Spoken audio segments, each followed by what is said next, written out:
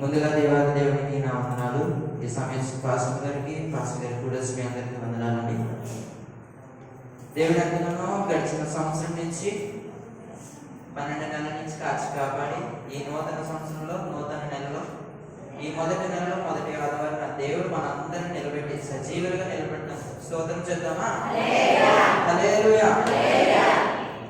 చిన్న ప్రార్థన చేసుకొని ప్రాముఖ్యమైన సమయంలో మనం వెళ్తాం.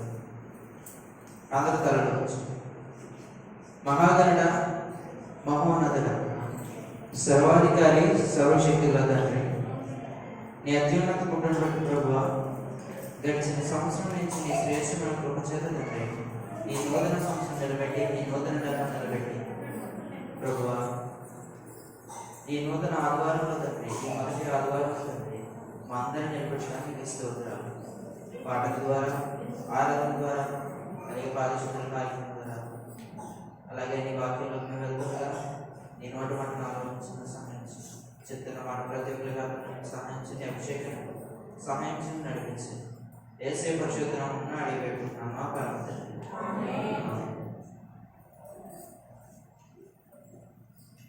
మనం చిన్న పల్లవి చిన్న చరణం పాడుకొని మనం వెళ్దాం. ఎందుకంటే దేవుడు మన నూతన సంవత్సరం నిలబెట్టి నూతన ఆదివారం నిలబెట్టినందుకు చిన్న పల్లవి చిన్న చరణం. నీవు చేసిన ఉపకారములకు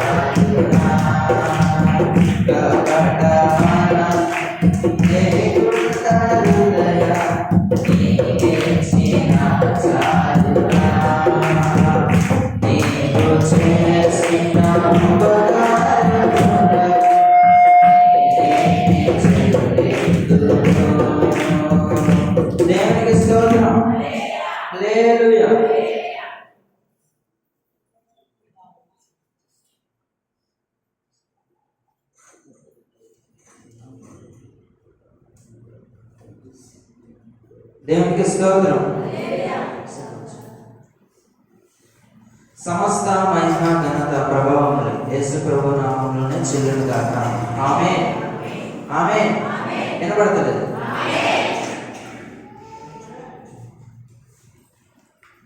ఈరోజు నాకు దేవుడి ఈ సమయాన్ని నూతన ఆధ్వర్యంలో నాకు ఈ సమయాన్ని ఇచ్చిన దేవాది దేవుడికి నేను ప్రత్యేకంగా వందనాలు చెప్తున్నాను. నాకు ఇచ్చిన ఈ చిన్న సమయంలో నేను మీతో చిన్న విషయాలు పంచుకోవాలనుకున్నాను. అందరం బైబిల్ తెరుద్దాం.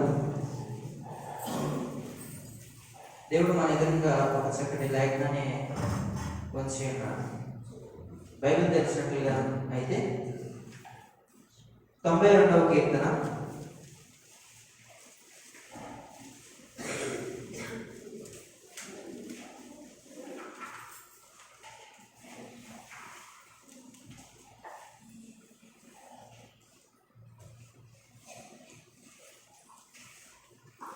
92వ కీర్తన తీసినట్లయితే దాంట్లో 12వ వచనం చదివి వినిపించు.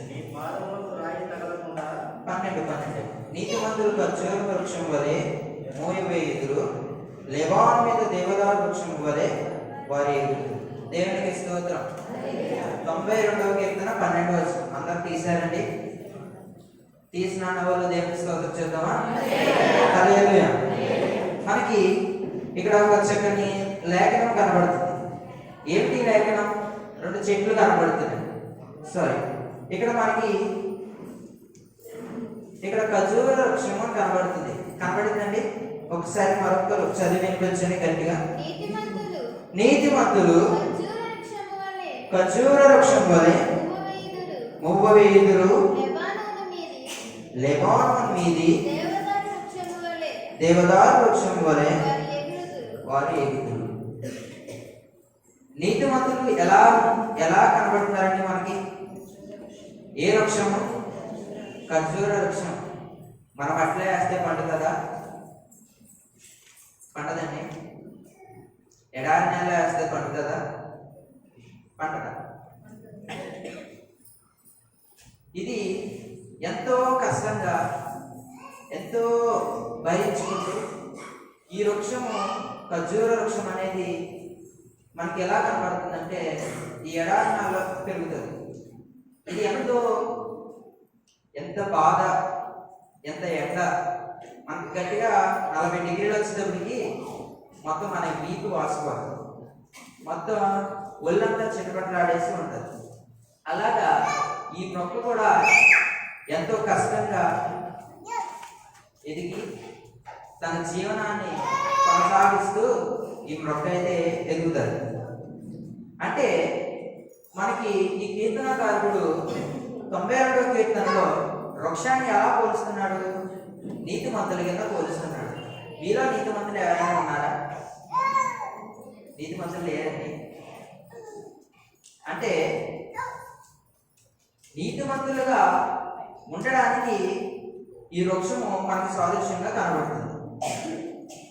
అంటే ఈ నూతన సంవత్సరంలో నూతన ఆదివారం, మొదటి ఆదివారం, కొత్త సంవత్సరం మనకి అడుగుపెట్టి మన లగేజ్ అన్ని సర్దుకొని ఈ నూతన నెలలో నూతన ఆదివారంలో మనం ఉంటున్నాం, వచ్చాం. మన అన్ని సర్దుకొని మొత్తం అంతా క్లీన్ చేసుకొని మన హృదయాలన్నీ క్లీన్ చేసుకుని ఎలా రావాలండి? నీతిమంతులుగా రావాలి. ఎలా రావాలి? నీతిమంతులు. అంటే ఈ ఖర్జూర వృక్షము దేని సాదృశ్యంగా కనబడుతుంది? ఒకటి నీతిమంతులుగా కనబడుతుంది. ఈ నీతిమంతులుగా మనం ఉండాలంటే మన వల్ల అవుతుందా? అంకుల్ గారి అవుతుందండి. అంటే మనకి ఎంత విశ్వాసంతో ఉండాలి, ఎంత విధేయతతో ఉండాలి, ఎంత బలంగా ఉండాలి, దేవుని పరిచయంలో ఎంత ముందుకు సాగాలి మనం నీతిమంతులుగా తీర్చబడు. యోబు గారు ఎంత కష్టం వచ్చినా, ఎంత నష్టం వచ్చినా ఈ ఖర్జూర వృక్షం ఎండ తట్టుకొని తన మొక్క ఏమైతుందో అది పెద్ద వృక్షమయ్యే వరకు పెరిగి తర్వాత మంచి మంచి ఫలాన్ని ఇస్తారు. అలాగా యోబు గారు కూడా తన జీవితాన్ని ఎంతో సంతోషంగా జీవించి, ఎంతో ఆనందంగా జీవించి, తనకున్న స్థితిని చూసి దేవుడు ఎంతగానో హెచ్చించి ఒకానొక సమయంలో తన పరిస్థితి కూడా దిగదారి పరిస్థితిగా అయిపోయినప్పుడు తన విశ్వాసము ఎలా కనబడింది? మనకి నీతిమంతులుగా కనబడతాయి. దేవునికి స్తోత్రం. హల్లెలూయా. అంటే ఈ వృక్షము దేవుడు మనల్ని ఒక వృక్షం కింద పోలుస్తున్నాడు. దేవునికి స్తోత్రం. హల్లెలూయా. ఖర్జూర వృక్షం ఇది ఎంతగానో తీయగా, టేస్టీగా, ఎంతో తీయగా. కొంతమంది ఎండబెట్టిన వాడతారు, కొంతమంది అనేక రకాలుగా వాడతారు. అంటే ఈ చెట్టు పెరిగి ఫలిస్తుంది. ఫలించిన తర్వాత మనందరం తిన్నామా లేదా? ఖర్జూరం ఎవరైనా తిన్నారా లేదా? తిన్నారా? నాకేం వినవట్లేదు. తిన్నారా? అంటే అది తీగ ఉందా చప్పగా ఉందా? మంచి టేస్ట్ ఉంది కదండి. ఆ టేస్ట్ని అందరూ రుచి చేస్తారు. అది అంత కష్టంగా ఎదిగి అంతలాగా పెరిగి మనకు ఒక ఫలం అయితే ఇచ్చింది. ఇప్పుడు మన నీతివంతులుగా ఉండాలంటే, మన నీతివంతులుగా తీర్చబడాలంటే, దేవుని దగ్గర మన పేరు పట్టాలంటే మనం ఎంత కష్టంగా ఎదగాలి, మనం ఎంత మన పరిస్థితి బట్టి మన దేవుని సన్నిధిలో ఎలా ఎదగాలి అని ఆలోచించినట్లయితే ఎంతో శ్రద్ధగా, ఎంతో భయభక్తులుగా దేవునితో మాట్లాడుతూ, దేవునితో కలుస్తూ, దేవునితో ప్రార్థన చేస్తూ, దేవుని దగ్గర ఉంటూ, అదే కదా నీతిమంతులుగా తీర్చబడాలంటే. మనము ఈ వృక్షం ఎలా కనబడుతున్నాం? మనము ఈ వృక్షం కింద కూర్చోబడ్డాం కాబట్టి దేవుని దృష్టిలో మనం కూడా ఒక వృక్షం కింద మనం చూస్తున్నాడే. చూస్తుంటే మనం ఖర్జూర పండుగల కింద ఉన్నామా, ఖర్జూర పండుగలానే ఉన్నామా అని ఆలోచించారు. అంటే మనం సంవత్సరాలు దాటుకుంటూ వెళ్ళిపోతున్నాం, నెలలు దాటుకుంటూ వెళ్ళిపోతున్నాం, రోజులు దాటుకుంటూ వెళ్ళిపోతున్నాం, నిమిషములు దాటుకుంటూ వెళ్ళిపోతున్నాం.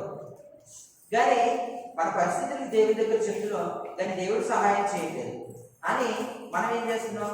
రోజు రోజుకి మనకి ఇంటికంటూ వెళ్ళిపోతున్నాం. అది నీతిమంతులుగా తీర్చబడతాం మనం లేదు. అంటే ఈ వృక్షం వలె మనం కూడా ఎలా ఉండాలంటే ఫలించే పండ్ల కింద ఉండాలి. దేవునికి స్తోత్రం. హల్లెలూయా. లెబాను మీద దేవదారు వృక్షం వలె ఎదుగుతుంది. ఈ దేవదారు వృక్షంలో మనకి ఎక్కడో చాటు ఉంటాం కదా. సొలొమోను గారు మందిరం కట్టినప్పుడు ఈ వృక్షంను వాడతారు. ఎందుకంటే ఇది ఎంతగానో చక్కటి స్మెల్ వస్తుంది, చక్కగా బాగుంటుంది. దీన్ని అనేక చోట్ల వాడతారు ఈ వృక్షాన్ని. ప్రైవేట్ గ్రంథంలో చూసినట్లయితే అనేక చోట్ల రాయబడి ఉంటుంది. నాకు చిన్న స్టోరీ ఉంది, కరెక్ట్గా గుర్తొచ్చింది. మా సంస్కృతిలో కూడా ఉంటుంది. ఏంటంటే పార్వతీదేవి స్వయంగా ఆవిడ నీరు పోసుకొచ్చినప్పుడు ఈ దేవదారు వృక్షంలో ఏనుగులు వచ్చి తన దురదను పోగొట్టుకోవడానికి అక్కడ రుద్దుకున్నప్పుడు ఆ మొక్కలు వెళ్ళింది. అంటే ఆ కాలంలో కూడా ఏమున్నాయి? ఈ దేవదారు వృక్షంలో అయితే ఉన్నాయా లేదండి? ఉన్నాయి. ఈ మొక్కలు ఎంతో సువాసనగా ఎదుగుతాయి, ఎంతో చక్కగా ఎదుగుతాయి. అలాగా మన జీవితంలో కూడా అట్టే రీతిగా మనం కూడా ఎదగాలి. యోబు గ్రంథము, యోబు గారు రాసిన గ్రంథము 36వ అధ్యాయం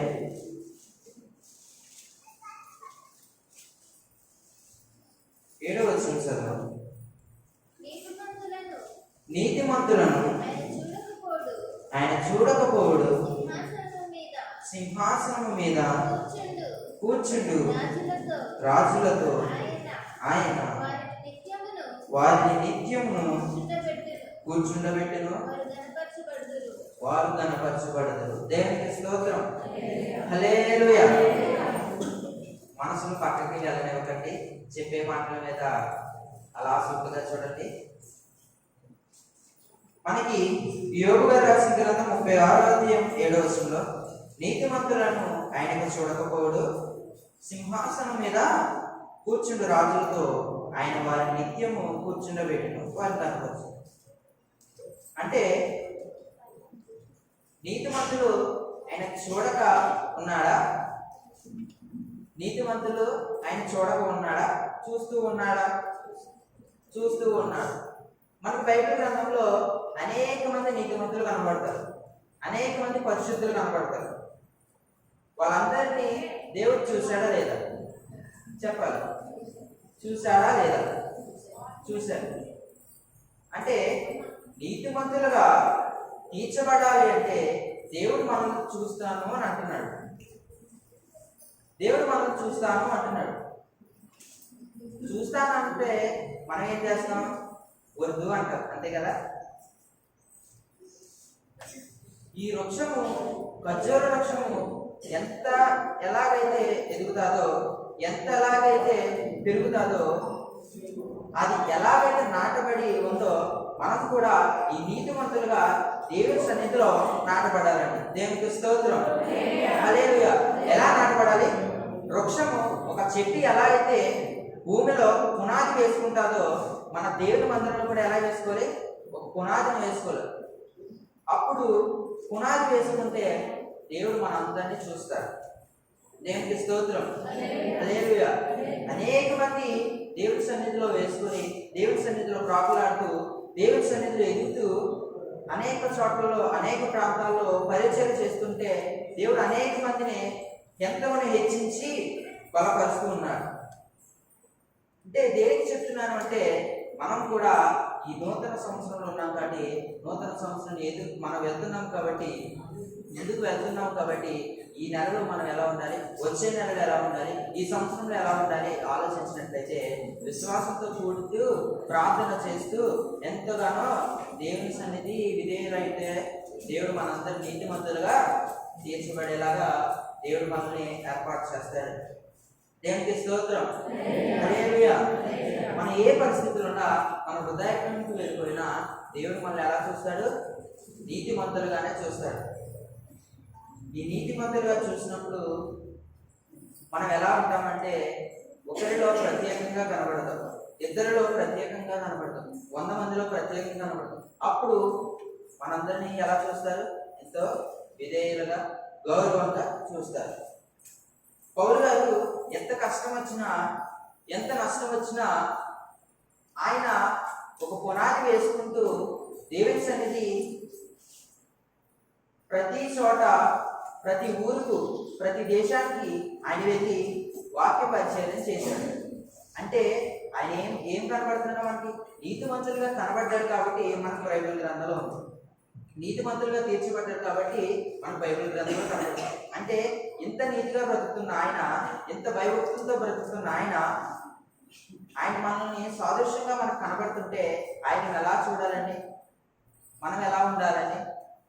ఆయన మనం గొప్పగా చెప్తున్నాం, ఆయన గురించి ఎంత చక్కగా చెప్తున్నాం. ఆయన మంచి వ్యక్తి అంటున్నాం, దేవుని దగ్గర ఎదిగాడు అంటున్నాం, దేవుని దగ్గర నుంచి అనేకమైన వరములు తెచ్చుకున్నాడు అంటున్నాం. మనం ఏం చెప్తున్నాం? ఈరోజు మన జీవితంలో ఏం చెప్తున్నాం? ఆలోచించినట్లయితే ఏమి చెప్పలేక ఆడుకోవద్దు. మనం ఎలా తీర్చబడాలి?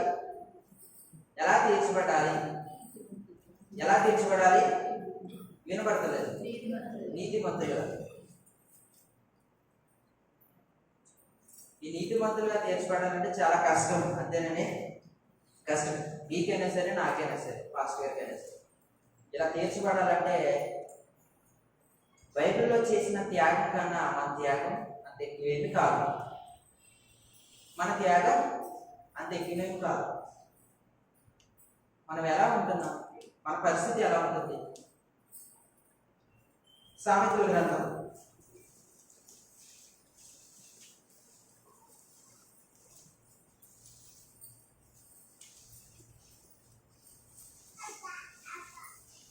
3వ అధ్యాయం 32వ వచనం చదివి. కుటిల వర్తనుడు యెహోవాకు అసహ్యుడు, యథార్థవంతులకు ఆయన తోడుగా నుండును. దేవునికి స్తోత్రం. హల్లెలూయా. మనకి ఒక చక్కటి లేఖనం కనబడుతుంది. ఏమిటి ఆ లేఖనం? కుటీల వర్తనుడు యెహోవాకు అసహ్యుడు. ఏంటి కుటీల వర్తనుడు అంటే, దేవుడి దగ్గర మోసం చేస్తూ, నమ్మానని పేరుతో నమ్మకంగా ఉండడం, దేవుని సన్నిధికి రాకపోవడం, వ్యతిరేకంగా ఉండడం. అటువంటి వారు ఎలా కనబడుతున్నారు? దేవుని దృష్టిలో అసహ్యుగా కనబడుతుంది. యథార్థవంతులకు ఆయన తోడుగా ఉన్నాడు. యథార్థవంతులు, మీలో ఎవరైనా యథార్థవంతులు ఉన్నారా? చెప్పండి. యథార్థవంతులు ఉన్నారా? యథార్థవంతులు ఆయన తోడుగా నుండును. దేవుడు మనకిస్తున్న లేఖనం నీతివంతులుగా ఉంటున్నామా, కుటీలవంతులుగా ఉంటున్నామా, యథార్థవంతులుగా ఉంటున్నామా? ఈ మూడింట్లో ఏది డిసైడ్ చేసుకోవాలి మనం? ఈ మూడింట్లో ఏది చూసుకోవాలి? నీతివంతులు చూసుకోవాలి, యథార్థవంతులు చూసుకోవాలి. కుటీలవర్తనుడు చూసుకుంటా అన్న వాళ్ళ స్తోత్రం చెప్పండి. చెప్పారు ఎవరు? దేనికి స్తోత్రం? హల్లెలూయా. ఇలా ఉండకూడదు. ఎలా? కుటీలవర్తనుగా ఉండకూడదు. మనం ఎప్పుడైతే యథార్థంగా బ్రతుకుతామో, ఎప్పుడైతే యథార్థంగా జీవిస్తామో, దేవుని దగ్గర మనం ఒక పేరు పెట్టినప్పుడు ఆ యథార్థత మనం చూసి మన యథార్థతని దేవుడు గుర్తించి మన ఒక గుర్తింపు మనకు తెస్తే, మన యథార్థత పోగొట్టుకుంటే తర్వాత ఏమవుతుందంటే మన పరిస్థితి కుటీలవర్తుడి కింద అయిపోతుంది. అంతే కదండి. నువ్వు ఎంత దొంగతనం చేసినా చేసావని అంటారు, చెయ్యకపోయినా చేసావని అంటారు. నీ ఇంటి పక్క వస్తువులు పట్టుకెళ్ళిపోయి అనుకోండి, ఒకరోజు దొరికేస్తావు, రెండో రోజు వేరే వాడు అట్టుకెళ్తాడు. అప్పుడేమని అంటారు? మమ్మల్ని అంటారు, లేదా నన్ను అంటారు. మీరు వదిలేండి, మళ్ళీ ఫీల్ అవుతారు. నన్నే అంటారు. ఇప్పుడు ఈ రోజు నేను ఒక వస్తువును దొంగతనం చేసి వెళ్ళిపోయాను, తర్వాత రోజు నేను దొరికాను. దొరికితే ఇప్పుడు దొంగ ఎవరు? నేనే. నన్నే అనండి, నేనే. రెండో రోజు దొంగతనం వేరే వాడు చేశాడు, కాసేపు ప్రకాశం నేను అనుకుందాం, అన్ని దొంగతనం చేశాడు. ఇప్పుడు అన్నీ చేసి ఇంచక్క వెళ్ళిపోయి దాన్ని ఎలా కాదు అలా వాడుకుంటాడు. దాని దొంగ అయ్యేది ఎవరు? నేనే. ఎందుకంటే ముందు దొరికి, దేవుని దృష్టిలో ముందు దొరకకూడదు. ముందు దొరికామంటే దొంగలాగే చూస్తాడు ఆయన. మనం ప్రార్థన చేసి చేసి చేస్తే కానీ దేవుడు ఆయన మనసు మార్చుకోడు.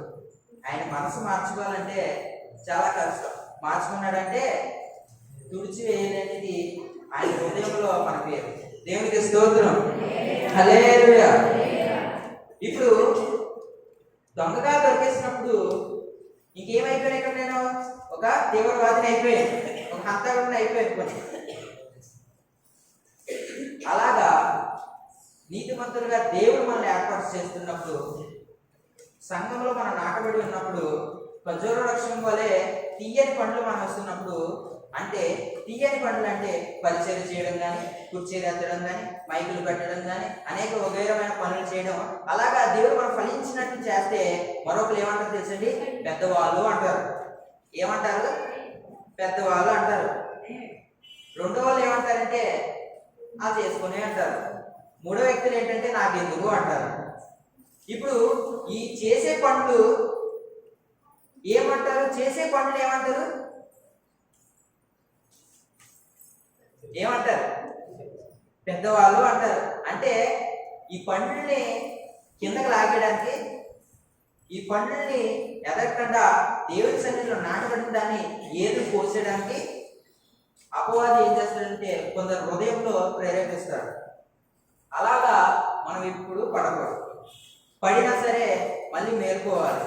వాళ్ళు ఏదో చేస్తున్నారు, మనం ఎందుకు చేయాలి అని మనం కూర్చున్నాం అనుకో, దేవుడు ఏం చేస్తాడంటే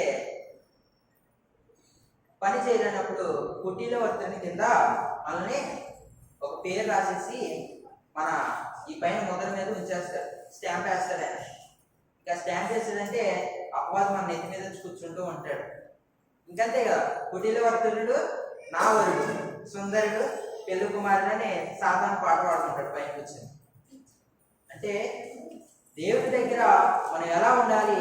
నీతిమంతులుగా ఉండాలి. ఈ నీతిమంతులుగా తీర్చబడుతున్నామంటే, నీతిమంతులుగా దేవుడు ఏర్పరుస్తున్నాడంటే, మనం ఏర్పరిచినప్పుడు మనకి ఎంతో కొంత దేవుని సన్నిధిలో మనం ఎదగడం కానీ, దేవునిలో పాల్గొనడం కానీ, తెలియక ప్రార్థన చేయడం కానీ, అనిపించడం కానీ, ప్రార్థన చేయడం అనిపించడం కానీ, ఇలాగా మనకి కొన్ని సందర్భాలు మనకి కనబడుతూ ఉంటాయి. అప్పుడు దేవుడి పనులని వాడుకుంటున్నాడని మనం అర్థం చేసుకోవాలి.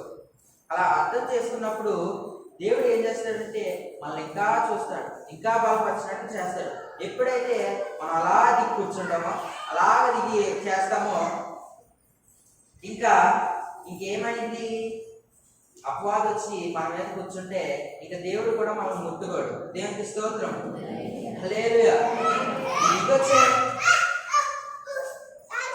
ఈ పండ్లు అయితే ఇప్పుడు మనందరం ఎవరు అండి?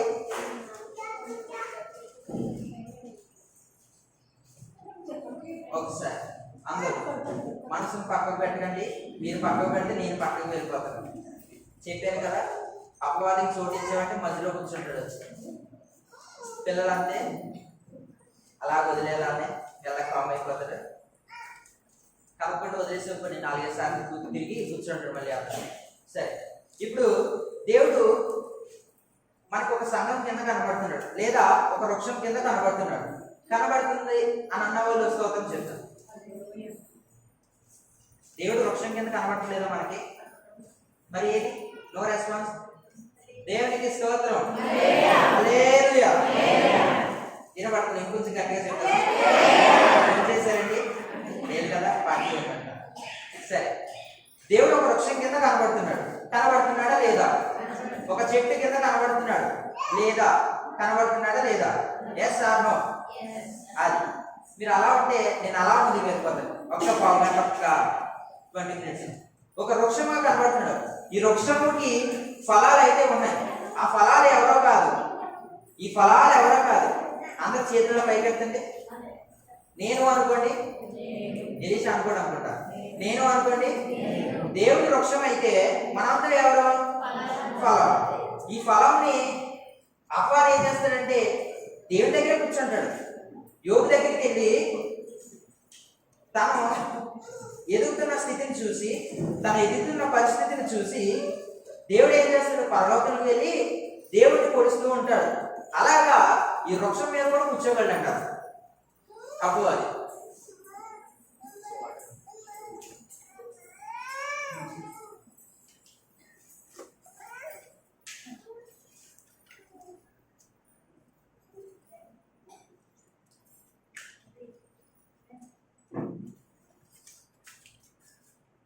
ఎంత చలికాలమైనా మాట్లాడుతుంటే మొత్తం గొంతుగా ఎలా పడుతుంది.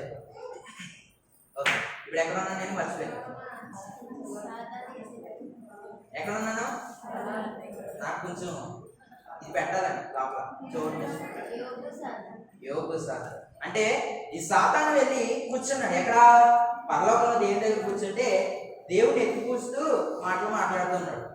అలాగా మన దేవుడి వృక్షం అయితే మనందరం ఫలాలు ఉన్నప్పుడు ఆ ఫలాలు అలా ఏలాడుతుంటే అపవాది ఆ ఫలాల మీద పైన అలా పడుకొని, లేదంటే అలా కూర్చుని ఇలా పడుతూ ఉంటాడు. ఆ కొట్టినప్పుడు మన టక్కుమని పడిపోయామనుకోండి, నీతిమంతులుగా తీర్చబడలేదు. అలా పడిపోయామనుకోండి, యథార్థవంతులుగా తీర్చబడలేదు. అంతేనా కాదా? అంటే ఖర్జూర వృక్షము ఎంత కష్టమైనా, ఎంత నష్టమైనా ఎడారిలో ఎదిగి, ఎడారిలో పెరిగి, ఇలా పెరిగి పెరిగి పెరిగి మంచి ఫలాలు తీయదనం అంటే ఇస్తుంది. అలాగా దేవుడు వృక్షంగా ఉన్నాడు. మనందరినీ మంచి టేస్టీ ఫ్రూట్స్ కింద తయారు చేసి పెడితే అపవాది ఏం చేస్తాడంటే ఈ నీతిమంతులు మనం ఎప్పుడైతే కనబడతామో ఎవరికి మనకి తెలియదండి నీతిమంతులుగా ఉన్నామో లేదో. ఇలా వినాలి. మనకి ఎప్పుడూ తెలియదు నీతిమంతులుగా ఉన్నామో లేదో. తెలుసా అంటే ఎవరికైనా తెలుసా? లేదు. ఎవరికి కనబడుతుంది నీతిమంతులుగా ఉన్నామో లేదని? అపవాదికి కనబడుతుంది. దేవుడు చూస్తాడండి, కానీ దేవుడు మాట్లాడు. మనం ఎదుగుతున్న పరిస్థితిని చూస్తాడు, కానీ మాట్లాడు. టైం వచ్చినప్పుడు మాత్రం మాట్లాడతాడు ఆయన. అపవాదికి కనబడుతుంది. ఎవరికి కనబడుతుంది? అపవాది.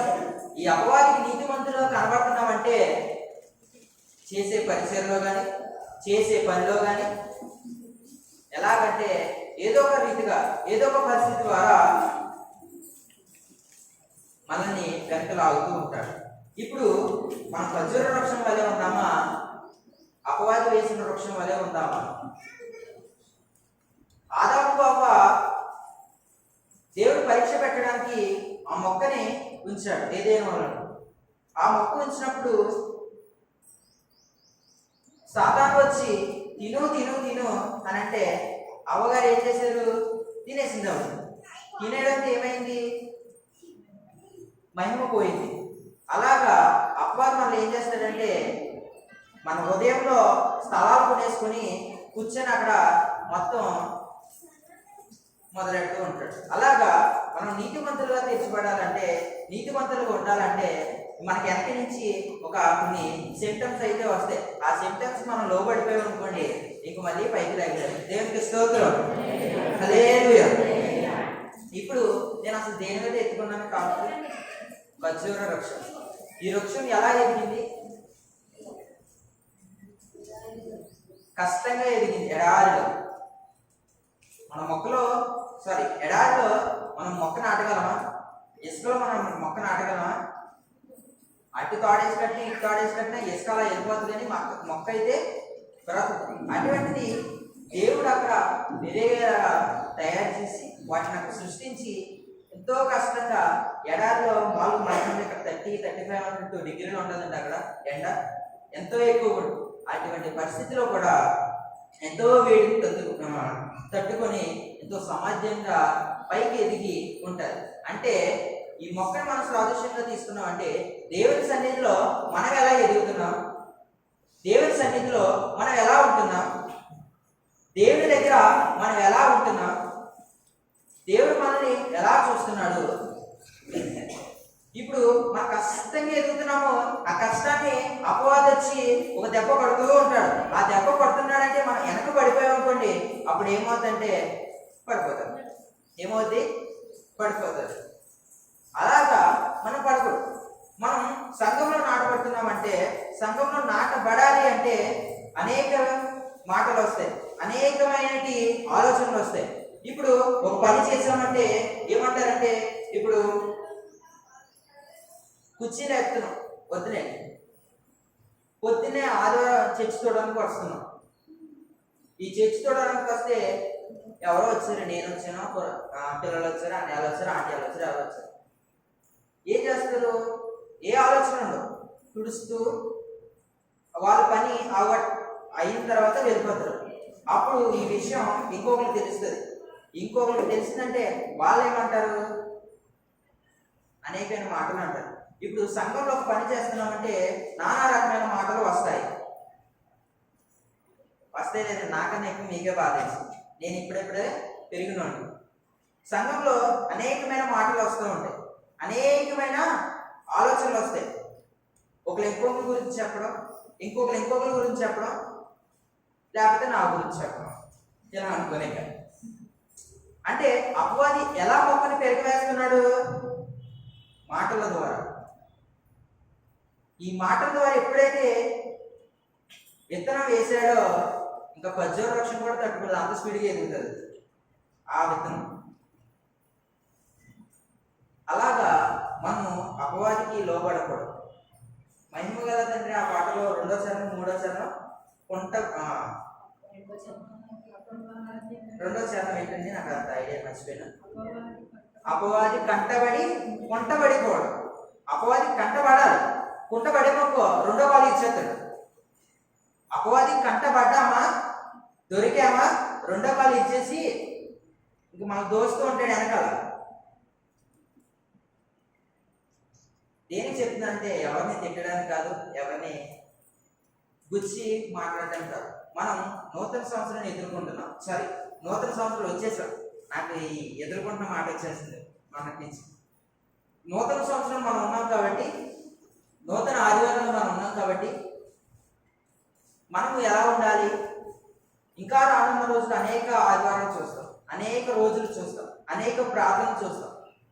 అంటే ఈ ప్రార్థనలన్నింటినీ మనం పాల్గొంటున్నామా లేదా? వాటిలన్నింటినీ దేవుడు చూస్తాడు. అప్పుడే మనం ఎలా కనబడతాం? 92:12 నీతిమంతులుగా తీర్చబడతాం. మన శ్రమలు వచ్చినప్పుడు, మన ఇబ్బందులు వచ్చినప్పుడు, మన పరిస్థితులు వచ్చినప్పుడు ఎవరికి మొరపెట్టాలి? దేవుడికి మొరపెట్టాలి. ముందు దేవుడికి మనం ఎవరు ప్రాధాన్యత ఇవ్వము. దేవుడికి ప్రాధాన్యత ఇవ్వమండి. ముందు ఆలోచన వచ్చేస్తే వెంటనే హాస్పిటల్ తీసుకెళ్ళాలి, వెంటనే ఎక్కడ తీసుకెళ్ళాలి? హాస్పిటల్ తీసుకెళ్ళాలి, వెంటనే బాగా చేయాలి, ట్రీట్మెంట్ ఇవ్వాలి. అది గుర్తొస్తుంది. మనకు అది కాదండి, హాస్పిటల్ తీసుకెళ్ళాలి, మనం చేయాల్సింది మనం చేయాలి. కానీ ముందుగా దేవుడికి ప్రాధాన్యత ఇచ్చేస్తే, దేవుడి సన్నిధిలో పాస్టర్ గారు సంథింగ్ ఎవరికైనా మీరు ఫోన్ చేసి, దైవజనులకు మీరు ఫోన్ చేసి ప్రార్థన చేసుకుని ముందు అడిగి వేస్తే దేవుడు ఖచ్చితంగా జరిగేస్తాడు. అలా కాకుండా మనం ముందుకు వెళ్ళిపోయామంటే దేనికి పనికి రాకుండా మనం ఉంటాం. అంటే ఇప్పుడు మనం నీతిమంతులుగా తీర్చిపడాలంటే మనం ఎవరికి చోటు ఇవ్వకూడదు? ఫస్ట్ అపవాదికి, సాతానికి చోటు ఇవ్వకూడదు. మనం ఎప్పుడైతే నీతిమంతులుగా ఉన్నామో దేవుడు అప్పుడు అంటాడు, my dear son, my dear daughter, come here అంటాడు. టెల్ మీ యువర్ ప్రాబ్లమ్స్ అంటాడు. ఈ ప్రాబ్లమ్స్ చెప్పు, ఈ ఇష్యూస్ చెప్పు చెప్పు కూర్చోబెట్టుకుంటాడు చెయ్యలే వేసుకొని.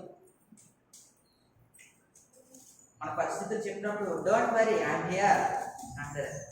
ఇంత చిన్నదానిక ఎవరంటారు? అపవాది అంటాడా? ఆ చిన్నదాన్ని ఇంకా బెజ్జం చేస్తాడండి అపవాది. ఆ చిన్నదాన్ని బెజ్జం పెడతాడండి.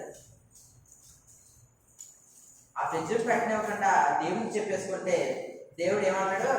డోంట్ వరీ ఐఎమ్ హియర్ అంటాడు. నేను ఇక్కడ ఉన్నా, భయపడు.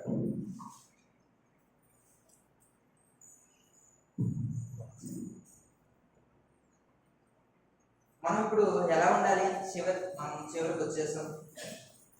నాకు ఇచ్చిన సమయం అవుతున్నది, ఎందుకంటే ఇందాక చాలా టైం అయిపోయింది పాఠశుద్ధులకి. అలా ఇంకా బల్లారాధన ఉంది, ఇంకా కానుకలు పట్టాల్సి ఉన్నాయి.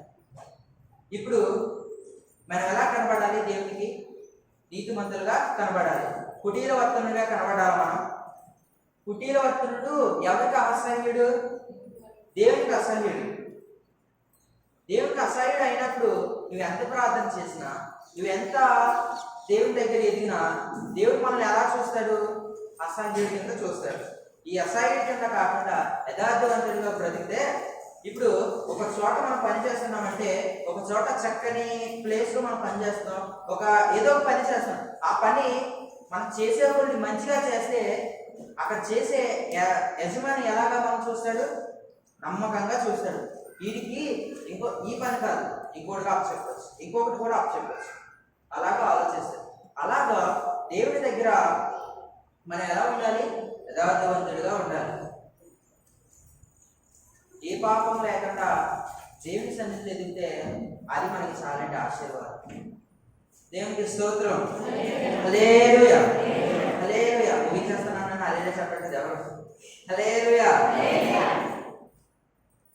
మనం ఇప్పుడు ఎలా ఉండాలి? మనం ఎలా బ్రతకాలి? ఈ నూతన సంవత్సరంలో మనం ఎలా ఉండాలి? ఎలా జీవించాలి? దేవుని దగ్గర ఎలా ప్రాకులాడాలి? 121లో అందరికీ తెలిసిన వచ్చిన నా శ్రమలలో ఎవరికి మొరపెట్టాలి? యెహోవాకి. దేవుడికి మొరపెట్టినప్పుడు ఏమిస్తాడు ఆయన? ఉత్తరం ఇచ్చును, లెటర్ పంపిస్తాడు. ఎక్కడి నుంచి?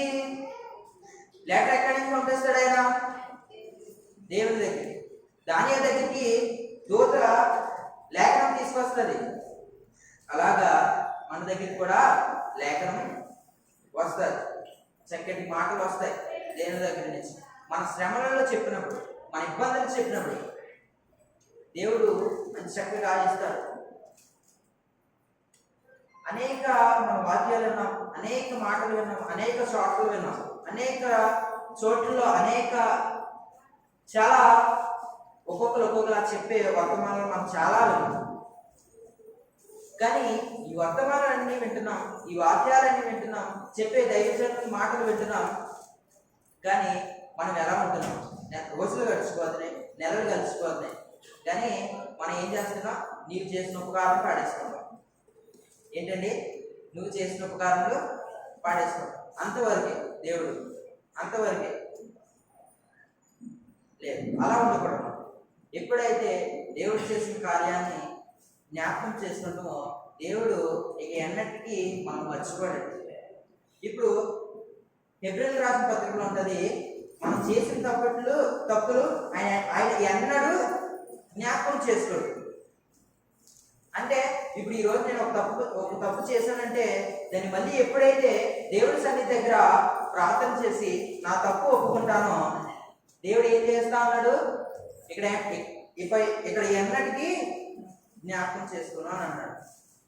అలాగా మనం ఎలా ఉండాలంటే అపవాదికి చోటు ఇవ్వకుండా, అపవాదికి కనబడుతుందండి నీతిమంతులుగా మనం ఉంటున్నామా, దేవుని దగ్గర ఎదుగుతున్నామా, దేవునిలో ఎదుగుతున్నామా, ప్రార్థనలో ఎదుగుతున్నామా, దేవుని సన్నిధికి ఎదుగుతున్నామా అనేకమైన మాటలు వస్తాయి. సంఘంలో నాటబడడం అంటే అనేకమైన ఆలోచనలు వస్తాయి. దేవుడు వృక్షంగా మనకు కనబడితే మనం ఆ వృక్షం అన్నింటికి ఫలాలు ఉన్నప్పుడు ఆ ఫలము కోసుకొని వెళ్ళిపోయాడంటే ఇంక మళ్ళీ పట్టుకోవడం కష్టం.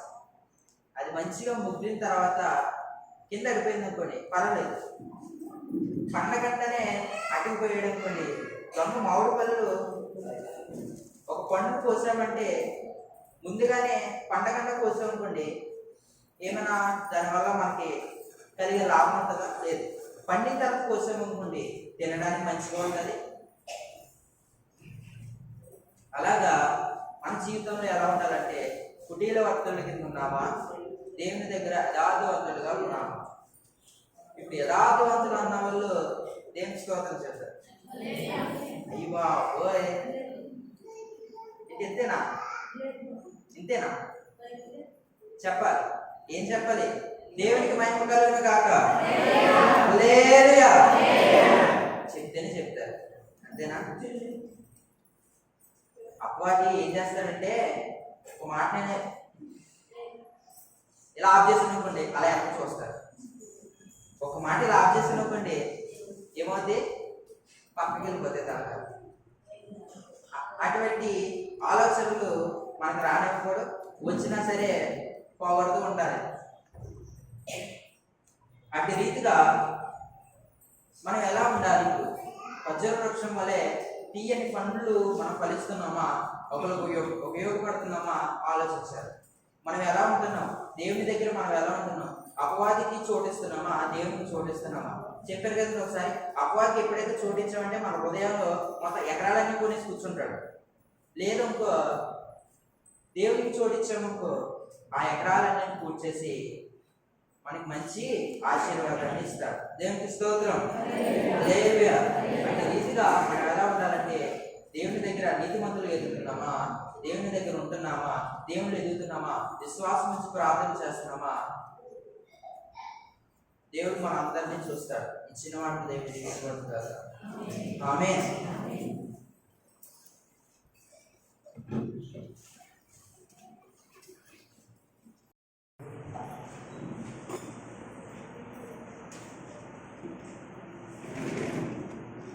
ఒకసారి స్తోత్రం చెప్పండి. హల్లెలూయా. దేవుని నామానికి మహిమ కలుగును గాక.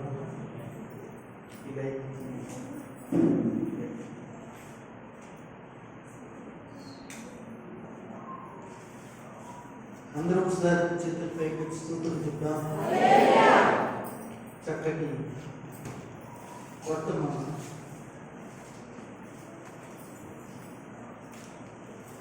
మరి వర్తమానం ఎంతమందికి హృదయాల్లో ఆశీర్వదకరంగా ప్రభు ఉన్నై ఉన్నాడు, వాళ్ళందరూ వాక్యాన్ని ఉంచుకోవాలి. ఈ నూతన సంవత్సరంలో నూతన ఆదివారం మనం వచ్చాం. ఇక్కడ 2 వృక్షాల గురించి చెప్పాడు. ఒకటి ఖర్జూర వృక్షం, 2 దేవదారు వృక్షం. ఎప్పుడు కూడా ఎవరు చెప్పినా ఎవరు మాట్లాడినా ఖర్జూర వృక్షం గురించి మాట్లాడతారు, దేవదారు వృక్షం గురించి మాట్లాడరు. ఏం చెప్పితే దేవదారు వృక్షం గురించి ఒకసారి మాట్లాడతారు. ఈ 92వ కీర్తన 12వ వచనం అన్నమాట. అది ఒక పర్వతం మీద ఉంటుందండి. అది లెబానోను యొక్క పర్వతం. ఆ పర్వతం మీద పెరుగుతాయండి చెట్లు. ఒక రోజున నేను వాటి కొరకే నేను మాట్లాడతాను. అయితే నన్ను ఒక మాట చెప్పను, ఖర్జూర వృక్షం గురించి చెప్పినప్పుడు చాలా సంగతులు బయటపడ్డాయి. మీరేమి నేర్చుకున్నారు? నాతో ఒక మాట మీరు చెప్పాలి. నాతో మీరు ఒక మాట చెప్పాలి. నేను నేను ఖర్జూరపు వృక్షమును. నేను ఖర్జూరపు వృక్షమును. ఇప్పుడు మీరు అందరూ ఈ ఖర్జూర వృక్షముల గురించి ఆయన మరొక మాట చెప్పాడు ఆత్మీయంగా. ఈ శారీరకంగా ఈ మాట నేను ఖర్జూర వృక్షాన్ని మీకు చెప్పాను. శారీరకంగా ఆత్మీయంగా చెప్పాడు ఆయన. ఏమని చెప్పాడు అది కూడా ఒకసారి అర్థం చెప్పండి. నేను నీతిమంతులను. నేను నీతి మంతురాలను. నీతి మంతుడును. ఆమేన్. ఇది ఆత్మీయంగా చెప్పాడు, అది శారీరకంగా చూపించాడు. అయితే దీంట్లో గొప్ప పాఠం ఉన్నది. ఈ యొక్క వృక్షం చూసారా? వృక్షం ఏ వృక్షం అది? ఖర్జూర వృక్షం కదా. దీని గురించి కనీసం ఒక నెల చెప్తాను. అలాంటి విధిలు ప్రభుత్వం ఇచ్చారు. అయితే నేను గుర్తుగా మీకు ఈ ఖర్జూర వృక్షం గురించి మీరే అన్నారు లేదా? నేను ఎవరిని ఏంటో మీరు ఎవరు? నేనంటే మీరు ఎవరైనారు? ఖర్జూర వృక్షం. ఈ ఖర్జూర వృక్షం చాలా లక్షణాలు ఉన్నాయి దానికి. ఏమండి నేను చూడాలి, ఈ ప్రసంగం చేయట్లా, నేను చూడాలి. నేను ప్రసంగం చేసేటప్పుడు నేను చూడాలని చెప్తాను. వాక్యం చూసేటప్పుడు మాత్రం వాక్యం చూడండి. దానికి చాలా లక్షణాలు ఉన్నాయి. మిమ్మల్ని ఒక మాట్లాడినా చెప్పలే అడగమంటారా? మీకు చాలా లక్షణాలు ఉన్నాయి కదా. మీకు చాలా లక్షణాలు ఉన్నాయి కదా. నా మట్టికి నాకు చాలా లక్షణాలు ఉన్నాయి. ఇప్పుడు వాక్యం చేసిన పాస్టర్ గారికి కూడా చాలా లక్షణాలు ఉన్నాయి. అంటే ఆ ఖర్జూర వృక్షానికి చాలా లక్షణాలు ఉన్నాయి. ఆ లక్షణాలు నువ్వు కలిగి ఉన్నావా? అది ఒక 5-6 వారాల ప్రసంగం అయితే ఒక 5 నిమిషాలు ఎలా చెప్తాను? చెప్పగలనా? ఇంకా చెప్తా. దేవునికి స్తోత్రం చెప్తా. 5 నిమిషాలు 5 వారాలు చెప్తాను, 10 వారాలు చెప్తాను. అదే 5 నిమిషాలు చెప్తాను. దేవునికి స్తోత్రం. అయితే మీరు ఒకసారి మనసు పెడితే నాకు సాగు. కనుక మీరేమై ఉన్నారు ఒకసారి నాతో చెప్పండి. ఖర్జూర వృక్షం నేనేమై ఉన్నాను అంటే మనకు ఒక లక్షణం ఉంది. ఖర్జూర వృక్షం అయితే దానికి ఎదిగే గుణం ఉంది. దేవునికి స్తోత్రం. ఏ గుణం ఉంది? ఎదిగే గుణం ఉంది. అంటే అది మూవ వేసి, అంటే మూవ వేస్తుందంటే ఏంటి? ఆపలేస్తుందంటే ఏంటి? ఎదుగుతుందని దానికి అర్థం. ఎదిగే గుణం ఉంది అండి. ఎదుగుతున్న ఆకులు నిలబడి ఉంటాయండి. ఖర్జూరపు చెట్లు ఆకులు మీరు చూడండి ఎలా ఉంటాయి. ఈ రెండో మాటికి ఒకటి ఎదుగుదల ఉంటుంది. ఈ ఎదుగుదల గురించి ఒక వారం చెప్పచ్చు, 2 వారాలు చెప్పచ్చు. ఇప్పుడు 2 గంటలకు వెళ్ళిపోతున్నాను, అదొక 2 వారాలు చెప్పచ్చు. ఇలా 2 వారాలు చెప్పచ్చు. ఒకటి అదైతే 2 దానికి ఆకులు వేస్తుంది కదా, దాన్ని చిగురు అంటాము. ఆ చిగురు ఎలా ఉంటుంది? నిలబడి ఉంటుంది, పైకి చూస్తుంది. మీరు వినండి, మీకు అర్థమైపోతుంది. పైకి చూడటం అంటే దేవుని వైపు చూడటం, కిందకు చూడటం అంటే లోకాశం చూడటం. చాలా చెప్పాలి దాని గురించి. మీకు అర్థమైపోతుంది. ఎక్కువందండి. మూడోది ఏమండి మంచి పుష్పాలను, కాయలను, పళ్ళును ఇస్తుంది. దేవుడికి స్తోత్రం చెప్పండి. ఏమిస్తుంది? ఏమిస్తుంది? పళ్ళు ఇస్తుంది. ఏమండి పళ్ళు ఇస్తుంది. పళ్ళు దేనికి ఉపయోగపడతాయి? అది కూడా నేను చెప్పేస్తాను, మీ దగ్గర నుంచి కాదు. ఆ పళ్ళు ఎందుకు? మన ఆరోగ్యానికి మెడిసిన్కి ఉపయోగపడుతుంది. దేవునికి స్తోత్రం. బైబిల్లో ఒక చోట రాయబడింది, నిజమైన రాయబారి ఔషధం వంటి వాడు. దేవునికి స్తోత్రం. అంటే ఆ పళ్ళు ఔషధాలు అంటే, నువ్వు నీతిమంతుడు అయితే నీ మాట రాయబారిగా వెళ్తే ఆ వ్యక్తి, అవతల వ్యక్తి మార్చబడి, స్వస్థపరచబడి రక్షణ పొందుతాడని దానికి అర్థం. ఇలా చెప్పేది 3వ ప్రశ్నలో నేను ఒకవేళ పూజది ఇది ఒక 3 వారాలు పడుతుంది. ఇలా చెప్పిపోతే చాలా నిమిషాలు మాట్లాడగలను. ఓకే, అయిపోయిందండి. ఖర్జూర వృక్షం ఎవరు దాని జోలికి వెళ్ళండి. చూడరే ఇంకా ఖర్జూర వృక్షం దాని జోలికి వెళ్ళండి. ఇది చెప్పండి,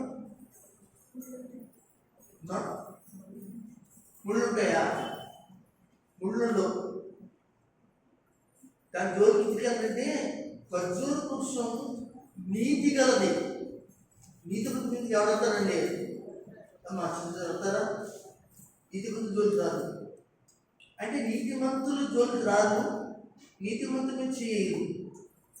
చేయరంటే ఆ చెట్టు ఎదుగుతున్నప్పుడు దాని యొక్క ఏమంటాం, ఆకు పడుతుంటుంటే దాన్ని కలుపుకుంటాయి కదా, ఎక్కినా దిగినా ఏం చేస్తుందంటే రక్తాలు వచ్చేది రాసుకుపోతాయి. అంటే దాని జోలికి ధైర్యం చేయదు. నీతి ముందు సింహం వల్లే ధైర్యంగా ఉంటాడనే మాట ఆ యొక్క ఖర్జూర వృక్షాన్ని గురించి మాట్లాడచ్చు. అర్థమవుతుందండి. అంటే దాని జోలికి వెళ్ళరు. ఎల్లుది చెప్పరే, మీరు చెప్పేట్టుగా నేను అర్థం చేస్తున్నాను. 4వ, 5వది, ఆ ఖర్జూర వృక్షాన్ని మీరు నరికేసి కింద పడేసి గొడ్డ తీసుకుని 2 పేర్లుగా చేసేదనుకోండి. ఎన్ని పేర్లుగా? 2 ముక్కలు కాదండి, 2 పేర్లుగా చేసేదనుకోండి. ఆ లోపల దూది వంటి పీసు ఉంటుంది. దేవునికి స్తోత్రం. అమ్మా లోన ఏముంటుంది? నీతిమంతుడికి లోన మెత్తనే హృదయం ఉండాలి. అంటే దానికి ఏ లక్ష్యం ఉంది? బండ మారిపోయినా హృదయం కాదు, మాంసం ఉండాలి. నూతన పరచబడిన హృదయం ఉండాలి. అంటే లోపల ఏముంది? పీసు, మెత్తని పీసు. ఆ పీసు పట్టుకోలేకుంటుంది. అంటే నువ్వు లోన ఏమండి నువ్వు పీసు కలిగి ఉన్నావు అంటే నువ్వు మెత్తని స్వభావం కలిగిన, మంచి స్వభావం కలిగిన దానిగా ఉన్నావు అని అర్థం. అందుకు స్తోత్రం చెప్పండి. ఇదేనది 5 కరెక్ట్. 6 కూడా చెప్తాను. ఖర్జూరం నాటుతారు కదండి.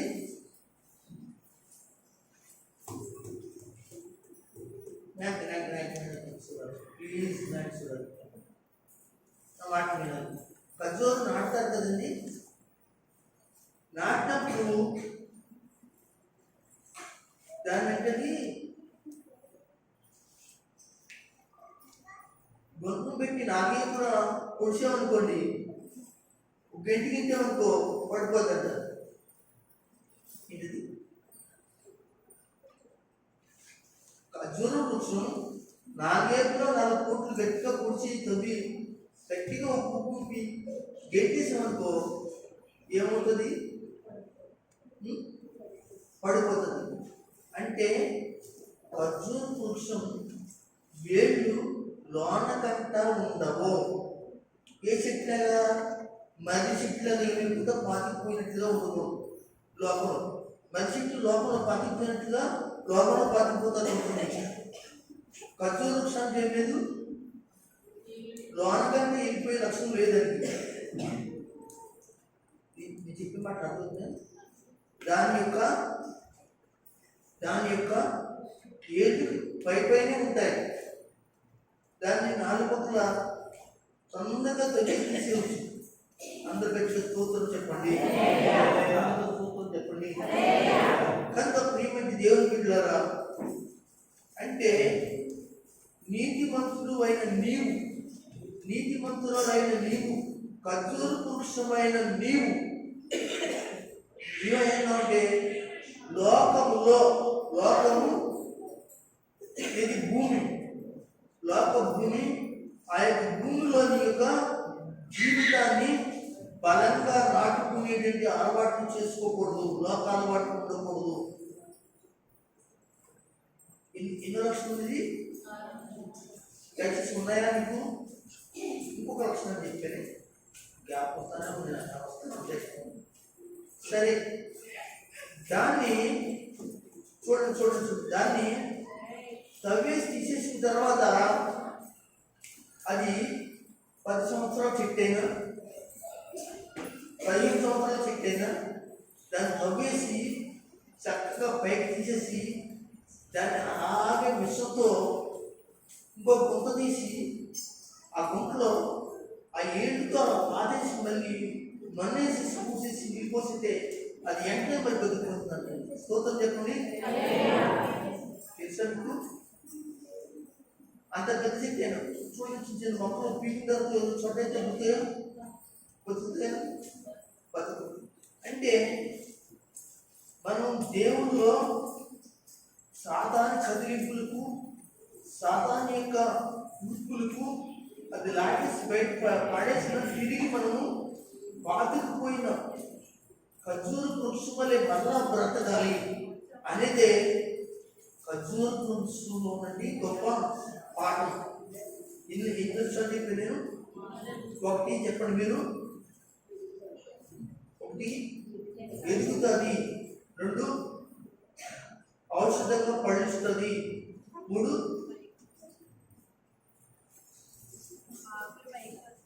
ఆకులు పైకి అంటే పైకి చూస్తాయి, 4 అనగా ఆ చెట్టు మీద చేయటం ఎవరి వల్ల కాదు, 5వది లోన భద్రపడి మెత్తగా హృదయం ఉంటుంది, పీస్ ఉంటుంది. తర్వాత ఏంటి? వేళ్ళు పైపైన ఉంటాయి. అంటే లోకంలో పాతికిపోదు, మనం కూడా పాతికిపోకూడదు ఈ లోకంలో. 7 దాన్ని పీకేసినా కానీ దాన్ని జాగ్రత్తగా పీకేసిన అంత పెద్ద చెట్టు అయినా మీరు గమనించిన గొప్ప చెట్టు 2-3 చోట్ల ఏళ్ళు వచ్చి పెట్టండి, ఏంటి బతుకు. కానీ ఖర్జూర చెట్టు మాత్రం ఎంత పెద్ద చెట్టు అయినా కానీ తీసేసి మిషన్ ద్వారా మళ్ళీ గుంటుతవ్వి ఆ మిషన్ ద్వారా ఆ యొక్క చెట్టు తీసుకెళ్ళి ఏం చెప్పండి నాటుతారంటే ఇతర దేశాల్లో చాలాసార్లు చూశాను. అవి బతికినాయి కూడా, బతుకుతాయి కూడా.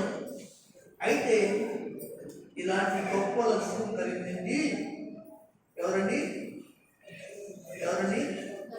చెప్పండి, ఎవరండి? పట్టలు ఇంకా ఎవరండి? ఖర్జూర వృక్షం కాదు, నేనండి అని చెప్పాలి. ఖర్జూర వృక్షం నువ్వే కదా. సరే, ఇంత విన్నారు, ఇంత పెద్ద పాఠం చెప్పేసాను, ఇంత పెద్ద దర్శనం చేశాను. కనుక ఇన్ని మాటలు చెప్పాలి అంటే పెద్ద టైం తీసుకోవాలి. గుప్తంగా చెప్పాను. బాబు కూడా ఎన్నో విషయాలు ఎడారిలో నిలవ తగిన చెట్టది. అంటే నీ జీవితంలో ఎడారి జీవితాలు కలిగినప్పటికి కూడా ఖర్జూర వృక్షం వల్లే దేవుని కొరకు ఈ యొక్క నూతన సంవత్సరంలో బ్రతకాలి. సాతాను కదిలింపులకు లోక యశ్వరానికి దూరంగా ఉండి దేవునికి దగ్గరగా ఎండ, కరువు, ఇబ్బంది, గాలి, నీరు లేని పరిస్థితిలో ఎలాంటి పరిస్థితి నీకు కలిగినప్పుడు కూడా అక్కడున్న వృక్షం కనుక ఆ వృక్షం యొక్క జీవితం ఎలా ఉంటుందో ఈ జీవితం అలా ఉండాలని మరి దైవ సేవకులు చెప్తుంది జరిగింది. నేను కూడా ఏదో చిన్నపాటిగా నాకు ఏది వచ్చినట్లుగా ఏది వచ్చింది రానట్లుగా ఈ మాటలు నేను మీ వద్ద చెప్పాను. దేవుడి మాటలు మనందరి ముక్కుల్లో ప్రభు ఆశీర్వదించి ఇప్పించాను. మిమ్మల్ని అందరికీ కూడా పెద్ద విషయంలో దేవుడు ఉంచినట్లుగా మీరు సిద్ధపాటు చేసుకోండి. అందరూ ఆమె చెప్పే ఓకే.